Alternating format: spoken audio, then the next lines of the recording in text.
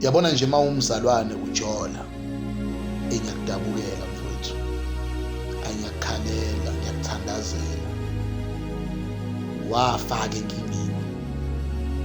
Lento yobudlelwane nokuthandana nje ixaka abantu abashadile mfowethu, abantu abane-commitment. That is why kunama-marriage seminars, marriage couples seminars or services.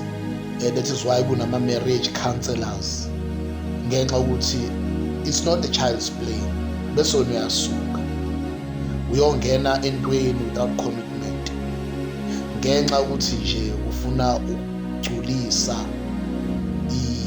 iy'nkanuko zakho, but you don't know the fire that you are putting yourself in. Engiyakudabukela, engiyakukhalela. Yabona uma umzalwane, ngiyababona laba abangakholwa bafethu, besikhulume nabo. Kunabazalwane nje abangena emjolweni. Yabona nje into yabazalwane abajolayo yandile lezi nsuku, and basazogowa, nisazogowa bafethu. Ngiyamtshela ngaphandle nje ukuthi mhlambe size siyenze le too religious lento, into nje yabantu bethandana bejola. Bafowethu, nisazoyibona inkinga esisazohlangabezana nazo.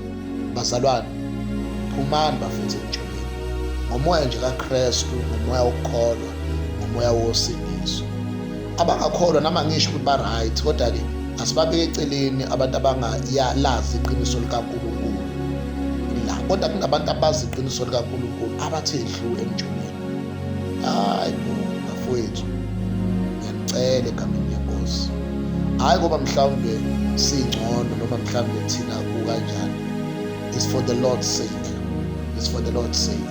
Nathi inyama yethu iyanyakaza bafowethu, inyama yethu nathi iyasihlupha, kodwa for the Lord's sake. And ungaloku ujole emakhoneni ufihla, kumele ujole nje uma ukuthi uyajola, ngoba ufihlela abantu, fihlela thina, fihlela abazalwane, ufuna ukunconywa abantu ukuthi wena u-right, awuzenzi zonke lezi zinto ekubeni uzenze.